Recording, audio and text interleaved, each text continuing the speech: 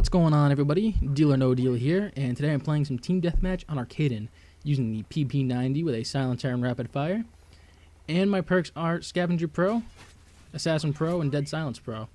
So I have a lot to cover in this video, so I'm going to try to move fast because I don't have a lot of time. So I want to go over some tips on how to create a proper class, because creating a class can really help you out in succeeding. So jumping right in, I already talked about how to choose your primary and which one will fit you. So I'm just going to move straight into attachments. As we look at my class here, I'm using the attachment proficiency, so I can have 2 attachments, and those are Rapid Fire and a Silencer. Now, since the PP90 is an SMG, I know that it's really good up close and not so great from a range, so my attachments really help me out. See, a Silencer will keep me off the radar, and that is invaluable, especially in a game like this. It allows me to stay off the radar and flank around my enemies, having them being unaware of my presence. It does, however, drops my damage at a distance. Now, this doesn't bother me because I intend to use this weapon up close, so its damage will be unaffected, so the Silencer is only helping me out.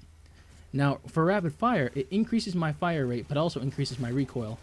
Now, with a faster fire rate, I will draw my enemies much faster, giving me a much better shot of winning those gunfights than I had before.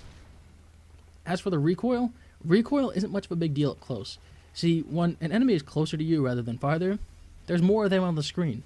And as long as I can control my recoil, which on this gun isn't too hard to do, then I won't have much of an issue. So my attachments are really helping me out up close. So it's really important that you choose attachments that will really complement your playstyle, because then you'll see a lot of success. Moving into your secondary, there's really not much here. Just choose a secondary that you're comfortable with and something that you know you can pull out to finish off a kill. I use the .44 Magnum because I'm really comfortable with it. I've been using it since World at War, so I kind of know how it works. So what I like to do is, whether I run out of ammo in my gun, whether I'm in a gunfight and I just don't have the time to reload, or I'm just out of ammo in general, I know the Magnum can be pretty reliable and I can get at least one good kill with it. So remember just to choose one that you're good with. Machine pistols are good. You do have to remember, though, they have a longer pull-out animation. So as long as you keep that in mind, you should be alright. I do hear that the first one you have, the suitcase one, I really don't know its name, I hear that's pretty good, so you might want to keep that in mind. However, I would recommend, as soon as you come across another primary, probably someone you killed, that you drop your secondary for that primary. I think it's very beneficial to have 2 primaries rather than just one. So that way, if you ever run out of ammo on one, or as I said, you can't reload because you don't have the time, then another primary will really suit you better. Now, you just want to keep a mental note that you have it, because if you're ever in a situation where you need to switch weapons and you think you have that pistol, and then you pull out an assault rifle, that's probably going to hurt you. So as long as you keep a mental note of what you have, you should be golden. Moving on to the lethal equipment slot, we're at a little bit of a compromise here. Unlike Black Ops, we don't have the option of a grenade and equipment. We have to just choose one. And I'm going to talk about the equipment that you set, being the Claymore and the Bouncing Betty. These are not worth it. I'm going to say why. There are plenty of perks to counter it. We have Sit Rep, which allows the enemy to see them.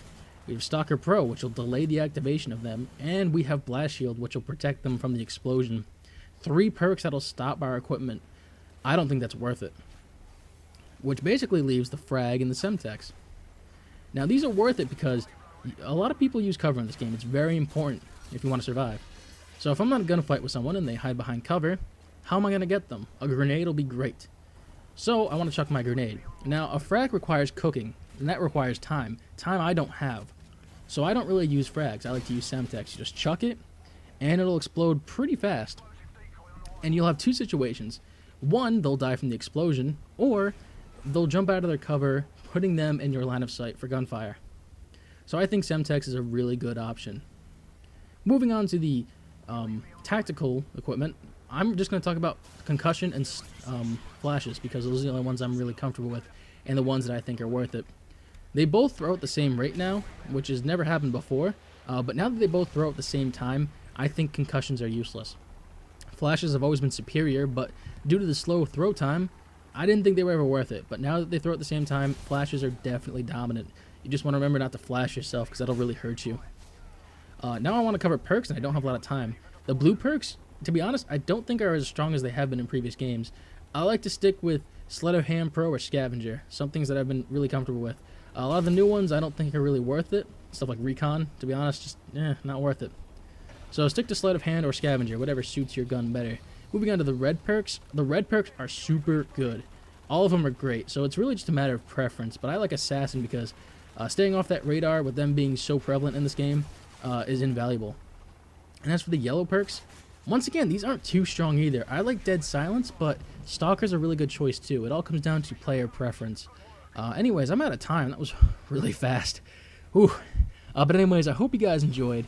I like doing these tip videos because I've been playing a lot, so I feel like I have learned some cool things over time. And if you guys enjoy these, let me know, and I'll continue to make some more as long as I have stuff to share. So anyways, the final score was 31-4. Hope you guys enjoyed. Let me know. And as always, thank you for taking the time out of your day to watch my video. Have a good one.